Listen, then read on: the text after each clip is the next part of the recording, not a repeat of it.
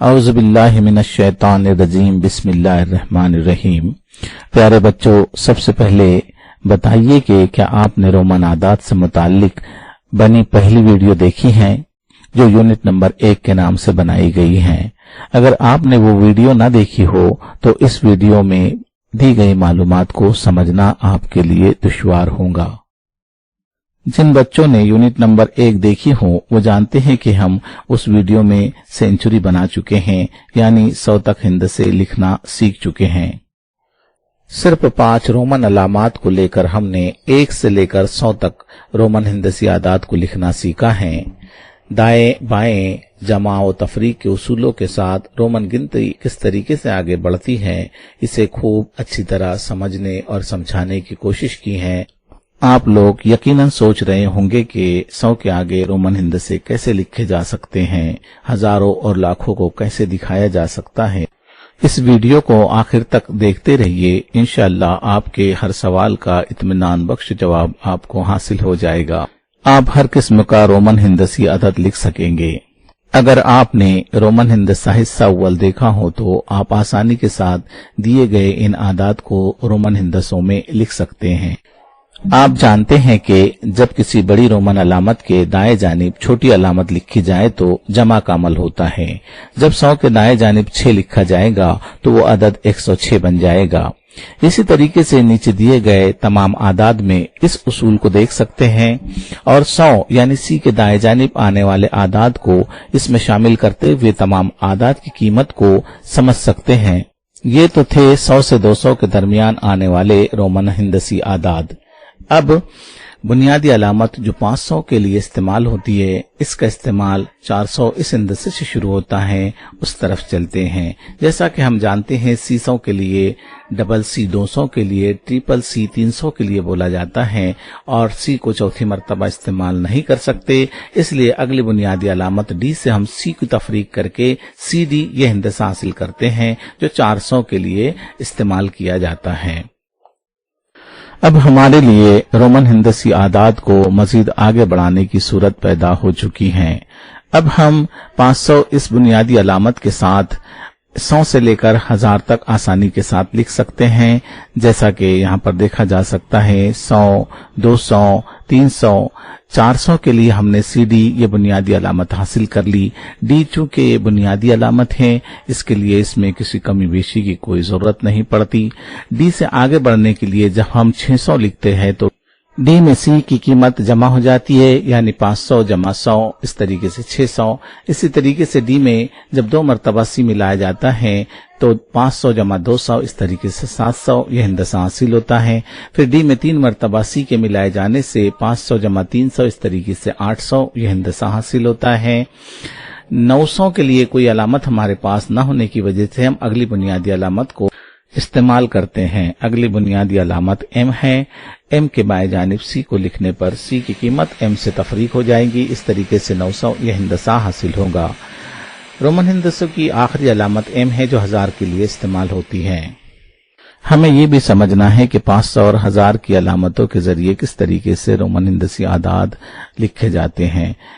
साथ ही साथ इन छोटी बड़ी रोमन हिंदसी अलामात से किस तरीके से छोटे बड़े हिंदसी आदाद बनाए जा सकते हैं, इन्हें चंद मिसालों से समझना है। यहाँ M जमा C यानी कि 1100 यह हिंदसा हमारे सामने मौजूद है। दूसरी मिसाल में MDC यानी कि 1000 जमा 600 यह हिंदसा हमारे सामने मौजूद है। तीसरी मिसाल MCD, इसमें भी वही हुरूफ इस्तेमाल हुए हैं लेकिन तरतीब के बदल जाने से कीमत तब्दील हो चुकी है। इन्हीं मिसालों में से 2 मिसालों की वजाहत आपके सामने मौजूद है। पहली मिसाल है 1100 यानी M जमा C यानी कि 1000 जमा 100 बराबर 1100। इन्हीं दी गई मिसालों में से दूसरी मिसाल की वजाहत देखते हैं। दूसरी मिसाल है MDC यानी कि 1600। यहाँ पर 1000 जमा 500 जमा 100 यानी कि 1600 M जमा D जमा C, इस तरीके से यह हिंदसा हमारे सामने आता है। अब तक हमने जो कुछ सीखा है वो किस हद तक समझ में आया, चंद मिसालों के जरिए अपनी जांच आप खुद करते हैं। यहाँ हमने 1, 5, 10, 50, 100, 500 اور 1000 ہر قسم کی علامت کو استعمال کر کے چند اعداد ترتیب دیے ہوئے ہیں۔ آپ کو حاصل کردہ معلومات کی روشنی میں ان رومن ہندسی علامات کی قیمتیں معلوم کر کے بین الاقوامی صورت میں لکھنا ہے۔ آپ اسکرین شاٹ لے کر ان مثالوں کو اپنی کاپی میں لکھ سکتے ہیں۔ اب تک سمجھے گئے اہم اصولوں پر ایک نظر ڈالتے ہیں، کیونکہ ان اصولوں کا یاد رکھنا اور برتنا انتہائی ضروری ہے۔ چلتے ہیں اصول نمبر 1 کی طرف۔ اصول نمبر 1 میں جو بات پیش کی گئی ہے وہ یہ ہے کہ رومن علامات میں 1، 10، 100 اور 1000 کو 3 بار اپنی ہی شکل میں یا اپنے سے بڑی رومن عدد کے دائیں جانب لکھ کر جمع کے عمل کے ساتھ پڑھتے ہیں۔ اس اصول کی روشنی میں 1، 10، 100، 1000 کے لیے استعمال ہونے والی علامات یعنی IXCM کو بیک وقت 3 مرتبہ لکھا جا سکتا ہے۔ یہ علامات جب ایک ساتھ 2 یا 3 مرتبہ لکھی جاتی ہے تو دوگنا اور 3 گنا ہو جاتی ہیں۔ 1، 10 اور 100 کی علامتیں یعنی IX اور C جب اپنے سے بڑے عدد کی علامت کے دائیں جانب آتے ہیں تو یہ عدد اس عدد میں جمع ہو جاتے ہیں، لیکن M جو 1000 کے لیے استعمال ہونے والی علامت ہے چونکہ رومن ہندسوں کی سب سے بڑی علامت ہے، اس لیے یہ کسی بھی رومن ہندسی علامت کے دائیں جانب نہیں آتی۔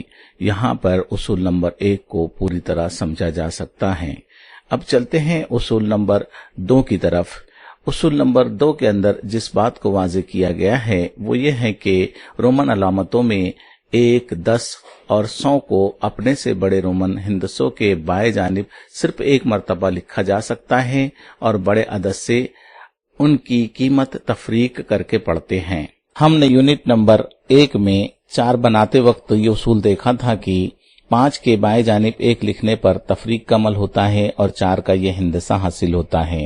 اسی طریقے سے 10 سے 1 کی تفریق ہونے پر 9 کا ہندسہ حاصل ہوتا ہے، 50 سے 10 تفریق کرنے پر 40 حاصل ہوتا ہے، 100 سے 10 تفریق کرنے پر 90 حاصل ہوتا ہے، 500 سے 100 تفریق کرنے پر 400 حاصل ہوتا ہے اور 1000 سے 100 تفریق کرنے پر 900 حاصل ہوتا ہے۔ یہ تھا اصول نمبر 2 جسے یاد رکھنا انتہائی ضروری ہے۔ اصول نمبر 1 اور 2 کی مدد سے ہم ہزاروں تک رومن ہندسے آسانی سے لکھ سکتے ہیں، مگر یہاں پر پھر ایک تجسس باقی رہ جاتا ہے کہ 1000 سے آگے رومن ہندسے کیسے لکھے جا سکتے ہیں۔ تو چلتے ہیں اصول نمبر 3 کی طرف۔ جب کسی رومن ہندسے کے اوپر آڑی لکیر یا قطع خط لگایا جائے تو وہ ہندسہ 1000 سے ضرب ہو جاتا ہے اور حاصل ضرب اس ہندسے کی قیمت مانی جاتی ہے۔ یہاں دیکھیے 15 یہ ہندسہ 1000 سے ضرب ہو کر 15000 بن گیا، 800 1000 سے ضرب ہو کر 80000 بن گیا، اسی طریقے سے 2500 1000 سے ضرب ہو کر 25 لاکھ بن گیا۔ چلیے کچھ اور مثالوں سے اس بات کو سمجھنے کی کوشش کرتے ہیں۔ یہاں دیکھیے اس لکیر کی وجہ سے 9 یہ ہندسہ 9000 میں تبدیل ہو گیا، 610 جب 1000 سے ضرب ہوا تو 6,10,000 بن گیا، 1210 1000 سے ضرب ہو کر 12,10,000 میں تبدیل ہو گیا، 2100 1000 سے ضرب ہو کر 21 لاکھ بن گیا۔ آپ نے کیا سمجھا؟ اس کے لیے چند مثالیں آپ کے لیے۔ ان علامات کو 1000 سے ضرب دے کر ان کی قیمتوں کو بین الاقوامی ہندسوں میں لکھیے۔ مشق کے لیے دی گئی ان مثالوں کے ساتھ رومن ہندسوں سے متعلق بنائی گئی یہ دوسری ویڈیو یہاں اختتام کو پہنچتی ہے۔ یہاں ہم یہ بات واضح کر دینا چاہتے ہیں کہ اصول نمبر 3 کو لے کر جماعت پنجم کے سوال نامے میں کوئی سوال شامل نہیں ہوتا۔ یہاں صرف آپ لوگوں کے تجسس کی تسکین کے لیے یہ معلومات پیش کی گئی ہیں۔ ہاں، اس ویڈیو سے جماعت ہشتم کے طلبہ فائدہ اٹھا سکتے ہیں، اور اتنا ہی نہیں بلکہ اعلیٰ سطح پر ہونے والے امتحانات میں اس اصول کے تحت سوالات پوچھے جاتے ہیں۔ ملتے ہیں اگلے ویڈیو میں نئے موضوع کے ساتھ۔ اللہ حافظ۔